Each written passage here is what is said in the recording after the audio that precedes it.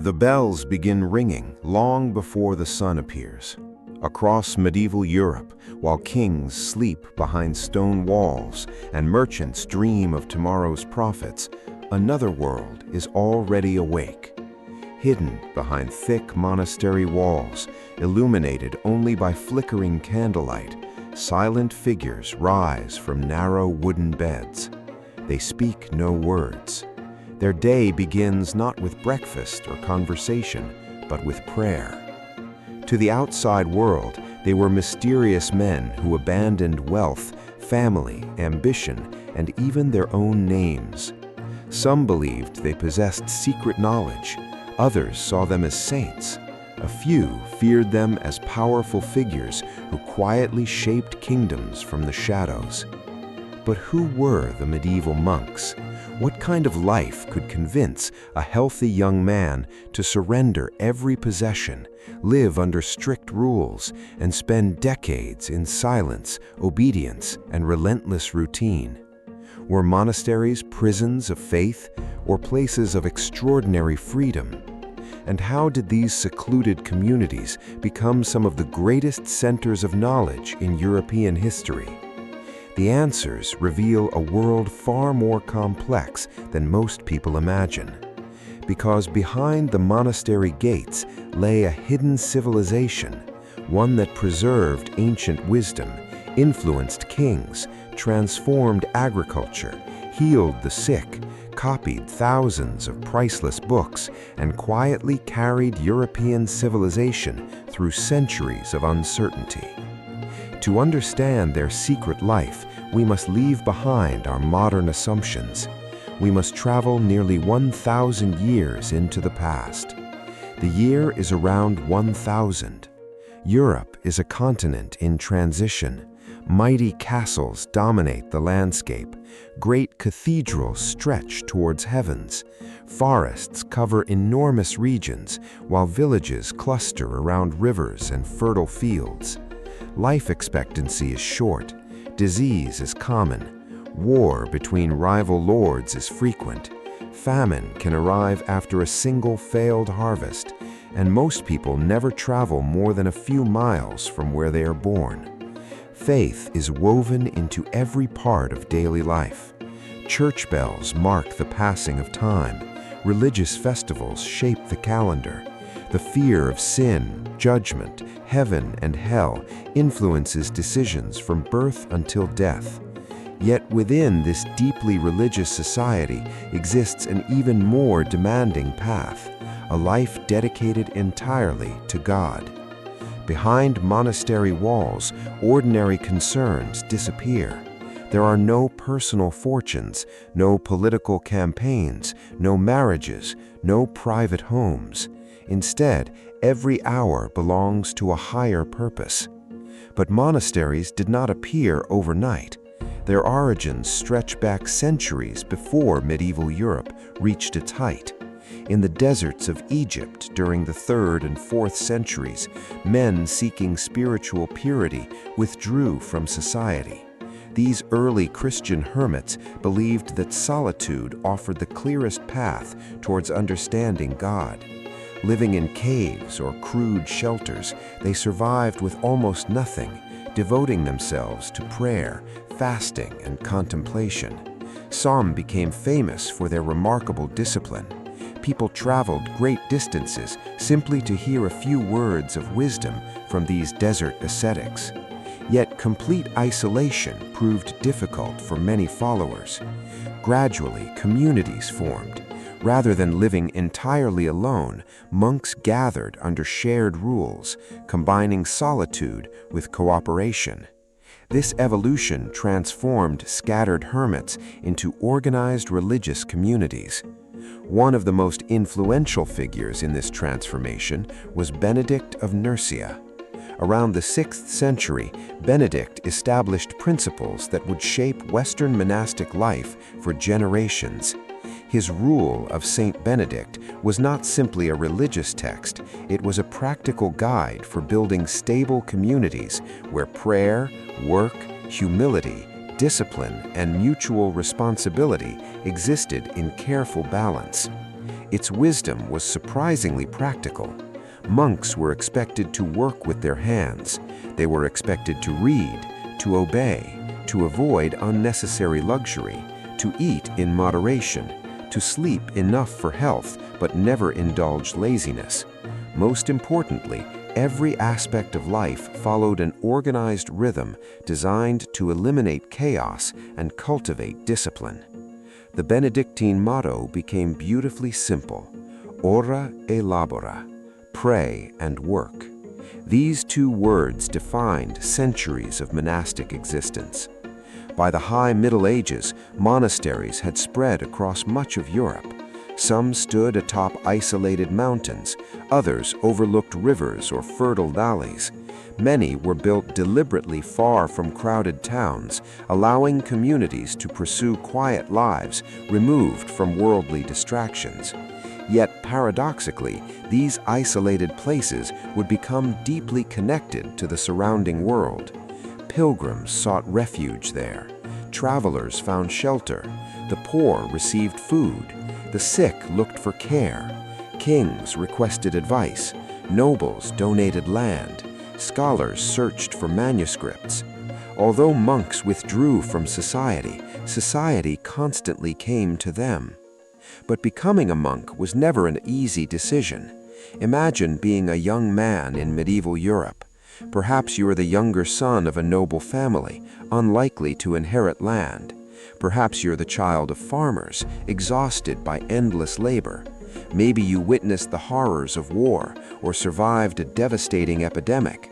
Or perhaps you simply believed that dedicating your entire life to God offered the greatest purpose imaginable.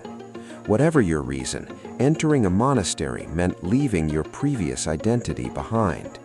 In many communities, new monks surrendered their personal possessions forever. Expensive clothing disappeared, jewelry vanished, weapons were forbidden, even family ties became secondary to the brotherhood inside the monastery. The ceremony itself carried immense symbolic weight. The novice often lay face down before the altar while prayers were spoken over him. His hair was cut into the distinctive tonsure, marking his separation from ordinary society. He received simple robes instead of fashionable clothing, reminding him that humility mattered more than appearance. From that day forward, the monastery became his entire world. The transition could be emotionally overwhelming. Many novices arrived in their teens. Some had never spent a night away from their families. Now they entered communities governed by strict schedules, where silence was valued more than conversation and obedience outweighed personal preference. Modern audiences sometimes imagine medieval monasteries as gloomy prisons. The reality was more nuanced. Life was undoubtedly demanding. Days were carefully regulated. Comforts were limited. Rules could be strict. Yet many monks entered willingly because they believed the discipline offered something the outside world could not: order, purpose, education, and spiritual meaning. The monastery itself reflected these ideals. Passing through the entrance gate, a visitor entered an entirely different environment. Stone pathways surrounded a peaceful central courtyard known as the cloister. Nearby stood the church, its architecture lifting the eyes towards heaven. The chapter house hosted community meetings. The refectory served simple communal meals. Dormitories provided modest sleeping quarters. Workshops buzzed with skilled craftsmanship. Gardens supplied vegetables, herbs, and medicinal plants. Beyond the walls stretched fields, orchards, vineyards, fish ponds, mills, and barns that sustained the community throughout the year. Every building served a purpose. Nothing existed merely for decoration. Even beauty itself carried spiritual meaning. Sunlight filtering through narrow windows reminded monks of divine presence. Flowing water symbolized purification. Gardens reflected both practical necessity and the hope of paradise restored. To an outsider, the silence could feel almost unsettling, yet it was not complete silence. Birdsong echoed across the cloister, wind rustled through trees, footsteps crossed ancient stone, church bells marked every transition of the day, pages turned inside the library, pens scratched carefully across parchment, soft voices rose together in prayer. The monastery was not silent because nothing happened. It was silent because every sound mattered. Soon, that rhythm would begin before sunrise, continuing hour after hour through one of the most disciplined daily routines in medieval Europe. And it is within that relentless cycle of prayer, labor, study, and devotion that the true secret life of medieval monks begins to unfold. Darkness still blankets the monastery.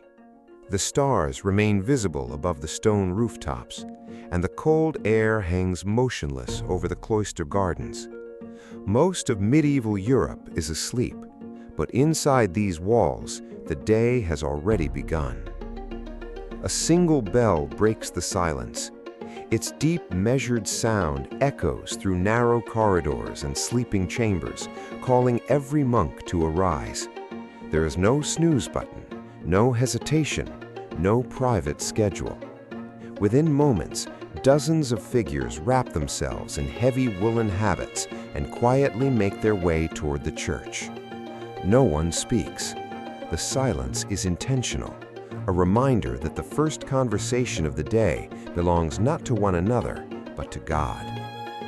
This is the beginning of the divine office, the cycle of prayers that structures every hour of monastic life. To a modern observer, waking in the middle of the night for worship may seem exhausting, even unreasonable.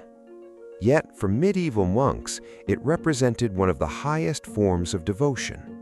By interrupting their own sleep, they believed they were offering the most precious thing they possessed: time.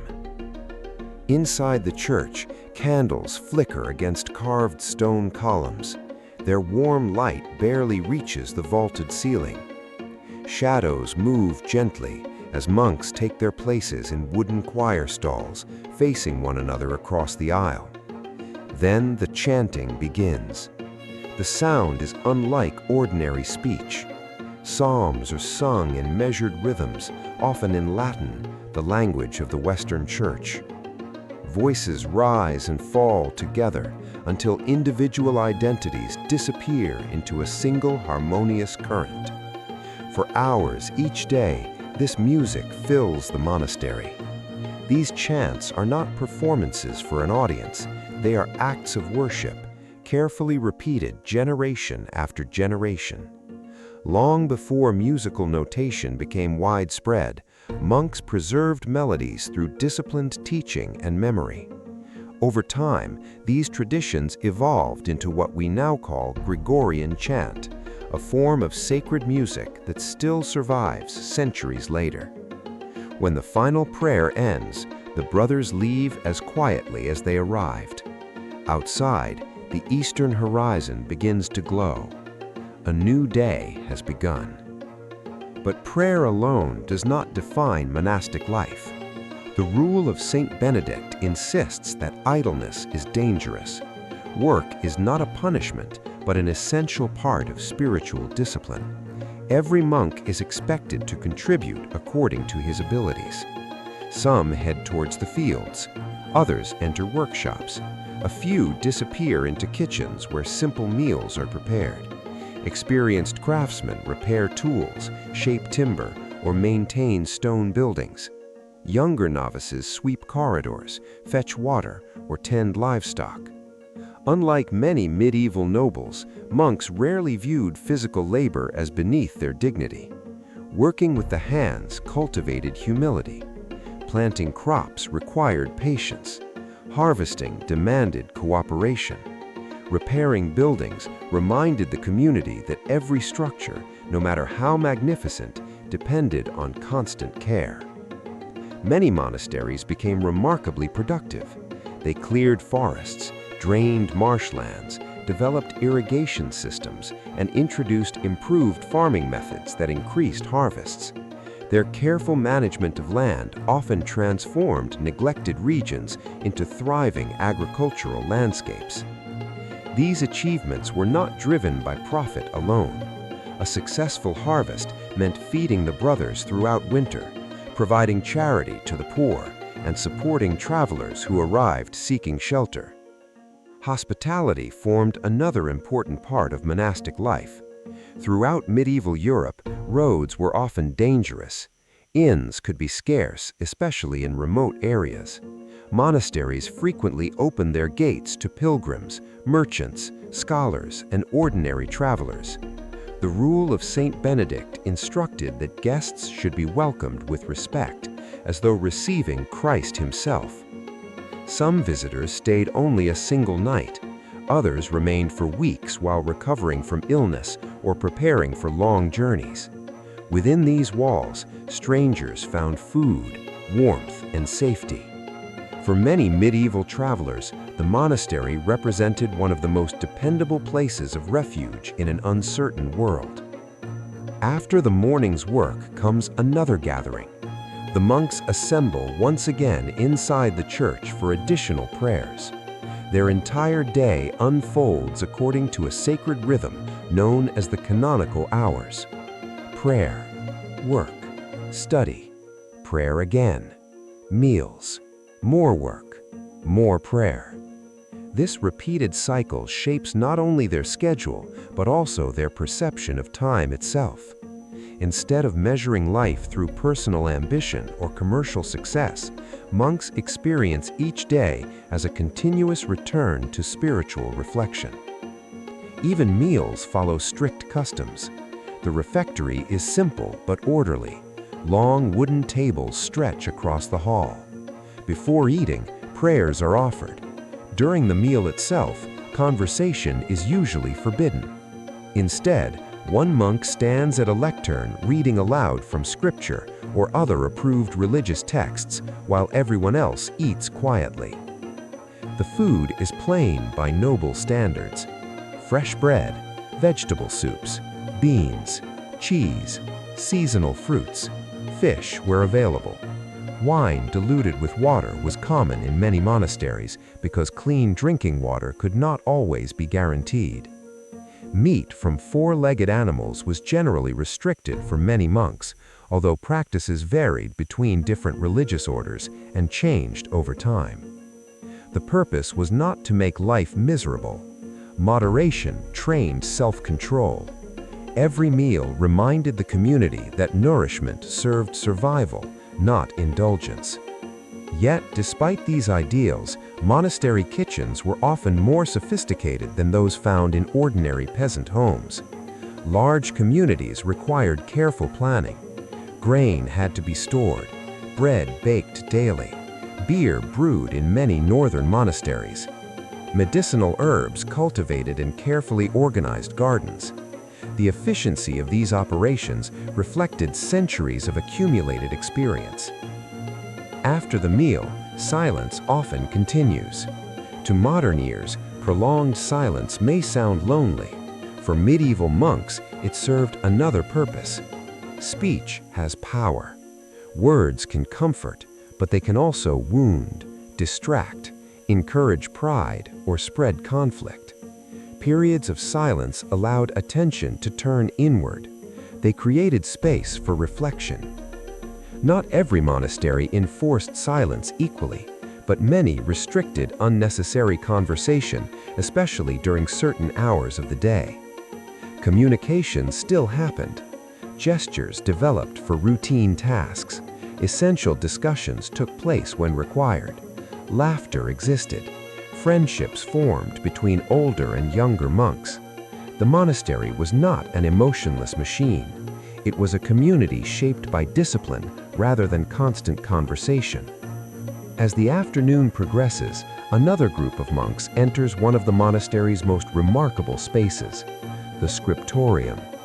Here, beneath windows carefully positioned to capture natural light, scribes sit at wooden desks surrounded by parchment, ink, quills, knives, rulers, and pigments. Each page demands extraordinary concentration. Animal skins must first be prepared into smooth parchment.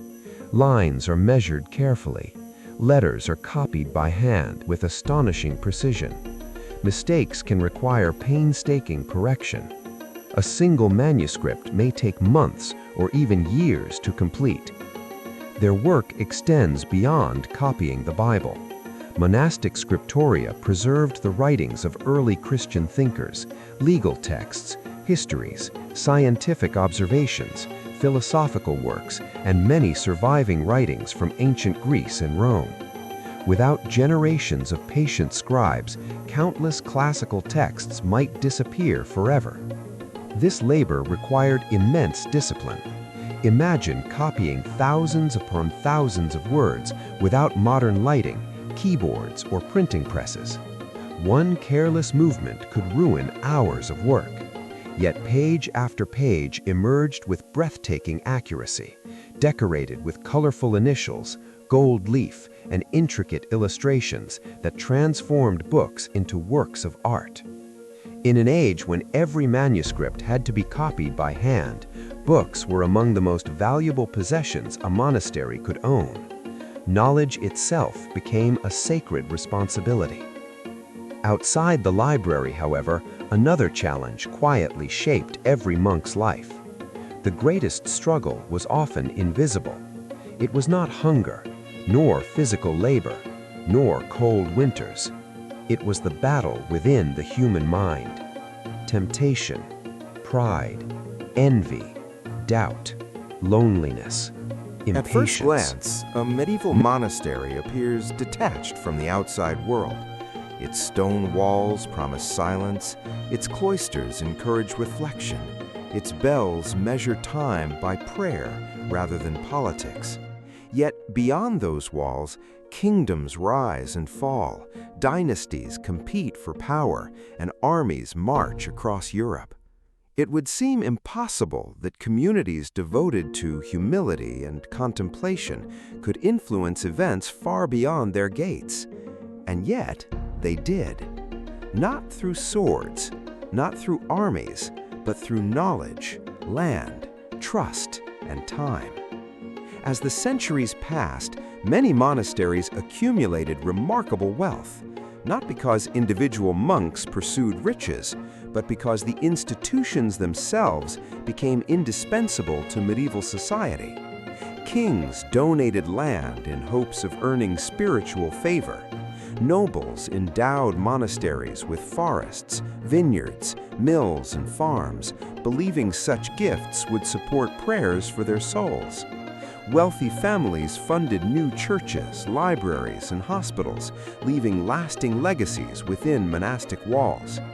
Generation after generation, these donations transformed some monasteries into vast estates. Their lands stretched across valleys and hillsides. Tenant farmers worked fields owned by the monastery. Watermills ground grain. Fish ponds supplied food during fasting seasons. Orchards and vineyards flourished under careful management. Sheep grazed across rolling meadows, producing wool that supported both local communities and regional trade. Unlike many feudal estates burdened by constant warfare, monasteries often managed their lands with remarkable stability. Their records reveal careful planning that extended across decades rather than years. Harvests were documented, livestock counted, inventories maintained. This administrative discipline allowed many monastic communities to prosper, even during uncertain times. But prosperity brought new responsibilities and new temptations. The rule of Saint Benedict warned repeatedly against pride, luxury, and greed. Yet maintaining large estates required negotiations, legal agreements, and financial management. Abbots, the leaders of monasteries, sometimes found themselves corresponding with kings, settling disputes between nobles, or overseeing enormous economic enterprises.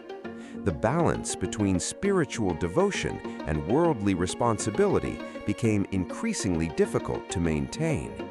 Some monasteries remained faithful to ideals of simplicity. Others slowly drifted toward comfort. Critics occasionally accused wealthy communities of forgetting the humility that had inspired the earliest monks in the deserts of Egypt. These tensions would shape the future of monasticism for centuries. Yet even their critics acknowledged one extraordinary truth. No institution preserved knowledge more faithfully than the medieval monastery. Imagine Europe without printing presses. Every book exists as a single handwritten object.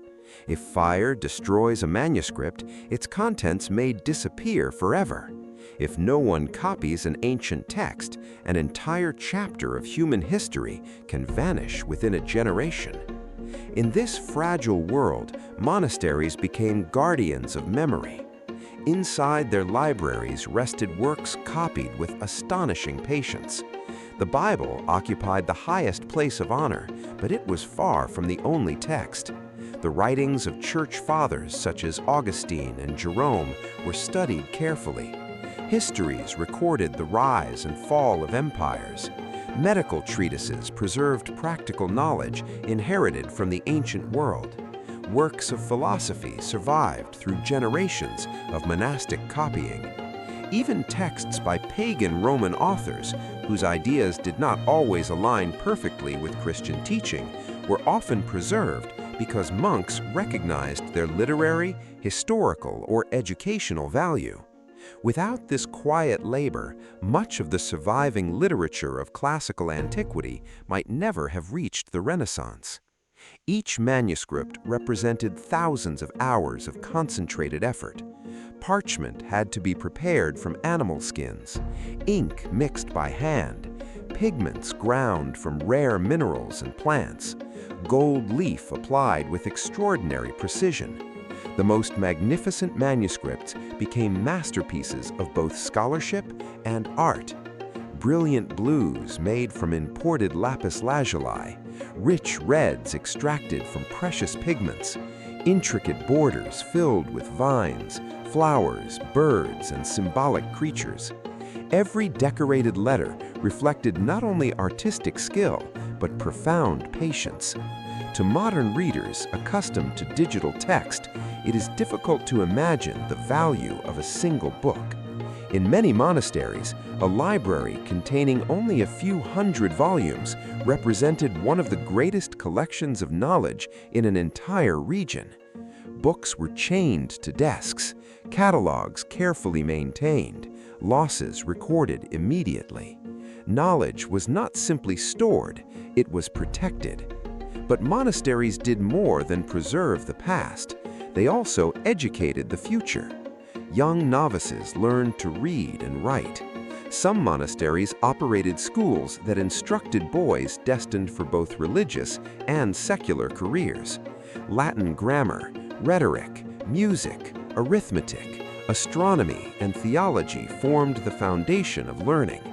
These subjects, inherited from earlier traditions, prepared generations of scholars, administrators, bishops, and advisors. In an age when literacy remained limited, monasteries stood among Europe's greatest educational institutions. Their influence extended into medicine as well. Disease haunted medieval life. Epidemics appeared without warning. Minor injuries could become fatal infections. Most communities possessed only limited medical knowledge. Monasteries responded differently. Many cultivated carefully organized herb gardens filled with sage, fennel, mint, rosemary, lavender, and dozens of medicinal plants. Monastic infirmaries cared for sick brothers, and in many places welcomed travelers and the poor. Medical practice remained constrained by the scientific understanding of the age. Treatments were not always effective by modern standards, yet monks carefully observed symptoms, recorded remedies, and preserved medical texts inherited from Greek, Roman, and later Islamic scholarship. Their libraries became repositories of practical healing knowledge that would influence medieval medicine for centuries. Hospitality, education, agriculture, medicine, scholarship, these were not separate missions. They formed a single vision of service. Every task, whether copying a manuscript or tending an herb garden, became another expression of devotion. Even so, monasteries could never fully escape politics, and power naturally attracted attention. A wealthy abbey controlled valuable land. Its abbot might advise a king. Its support could strengthen alliances between rival nobles. Its neutrality during conflicts often proved as important as taking sides. During periods of instability, monasteries sometimes protected royal treasures, important documents, or sacred relics considered priceless by medieval society. Some abbots gained reputations as diplomats, whose wisdom exceeded that of powerful nobles. Others became influential reformers, seeking to restore stricter spiritual discipline after periods of decline. Not every story, however, reflected virtue. History records moments when monasteries accumulated excessive wealth, accepted political favors, or became entangled in local rivalries. Reform movements emerged repeatedly throughout the Middle Ages, reminding monks that their purpose was not prestige, but prayer. One of the greatest of these reforms came from the Abbey of Cluny in the 10th century, whose influence spread across much of Europe by emphasizing stricter observance, liturgical excellence, and independence from local secular control. Later, the Cistercians sought an even simpler path. Rejecting unnecessary luxury, they founded remote monasteries where manual labor regained its central place. Their most famous advocate, Bernard of Clairvaux, inspired thousands with sermons calling monks back to humility, discipline, and spiritual sincerity. These reforms reveal an important truth. Monastic life was never static.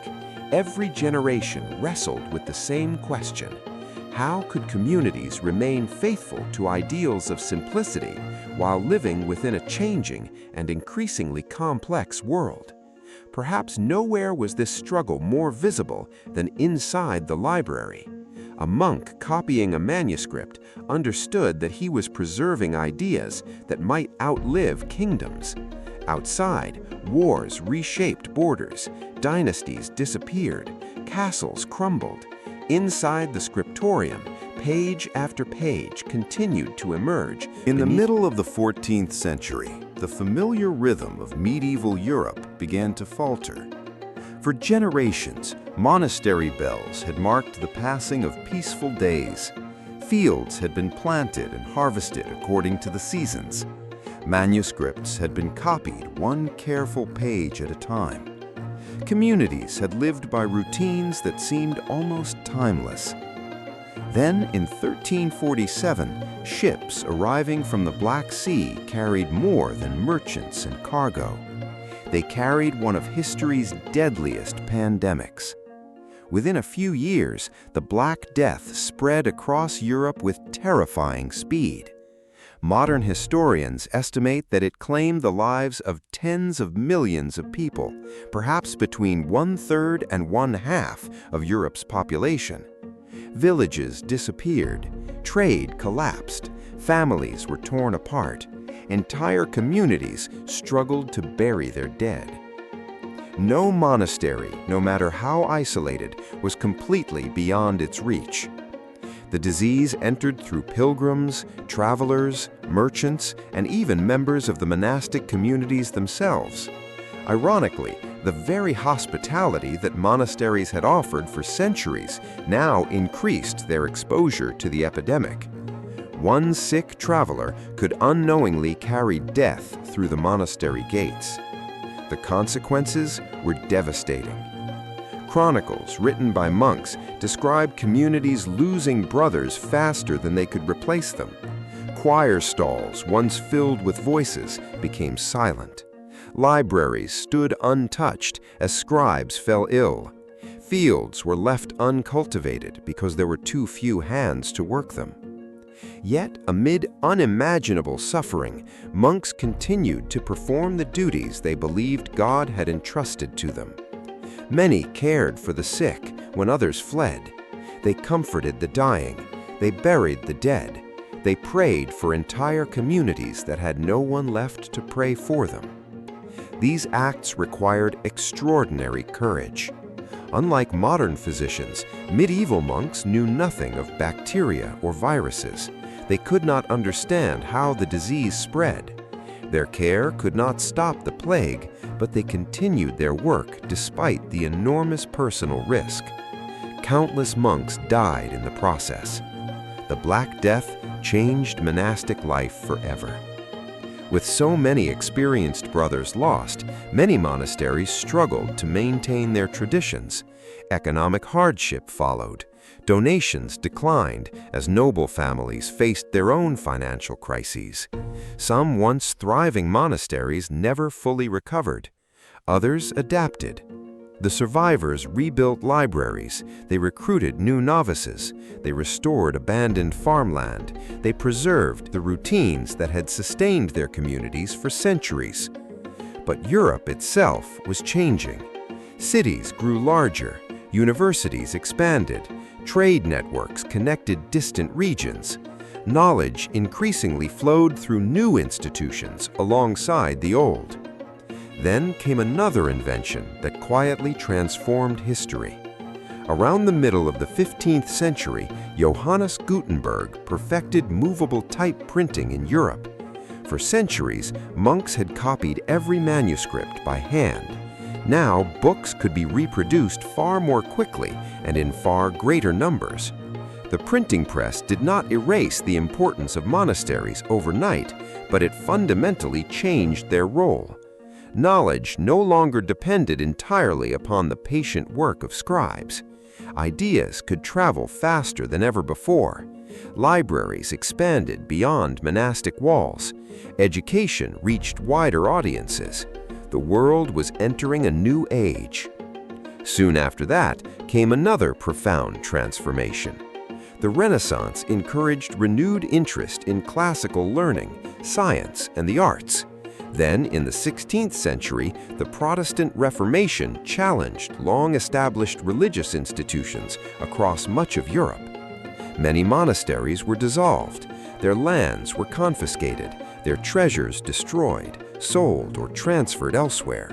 Centuries of continuous monastic life came to an abrupt end in many regions.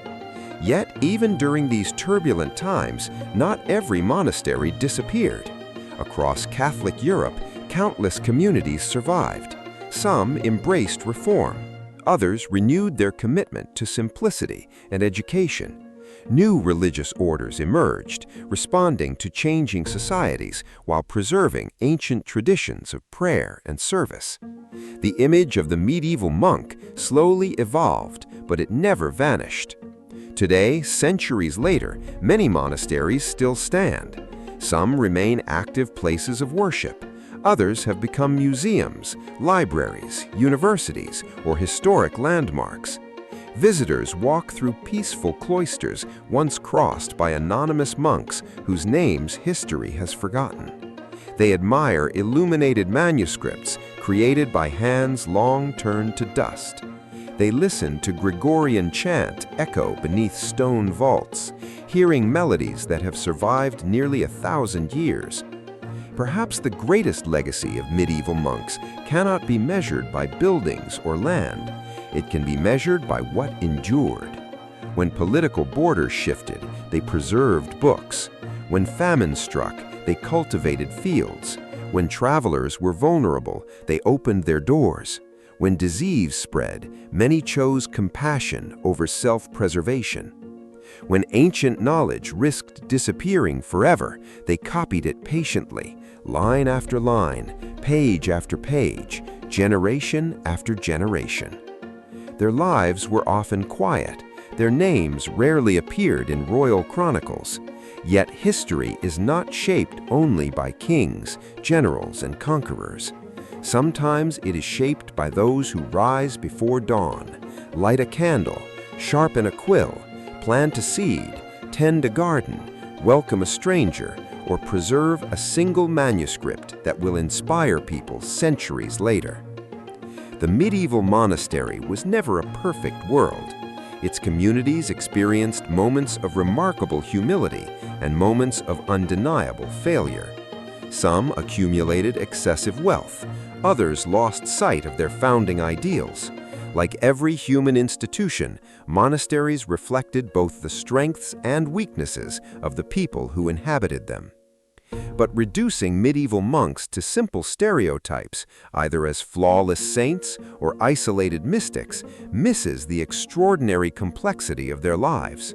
They were scholars without universities, farmers without private property, artists who rarely signed their work, physicians working with limited knowledge but genuine compassion, architects of communities built not upon personal ambition but on shared purpose.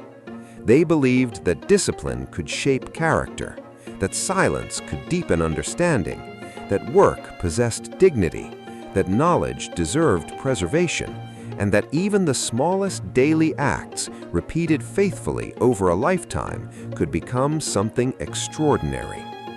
In a world driven by constant speed, endless distraction, and relentless noise, their lives offer an unexpected question.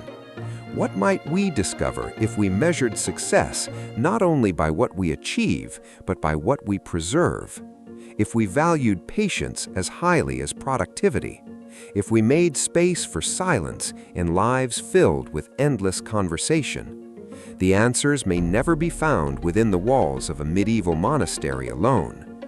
But the questions remain as powerful today as they were nearly 1,000 years ago. Long after the final bell has faded, long after the candles have burned away, and long after the monks themselves have passed into history. Because sometimes the quietest lives leave the deepest echoes. The secret life of medieval monks was never truly hidden. It was simply waiting for those willing to slow down long enough to hear it.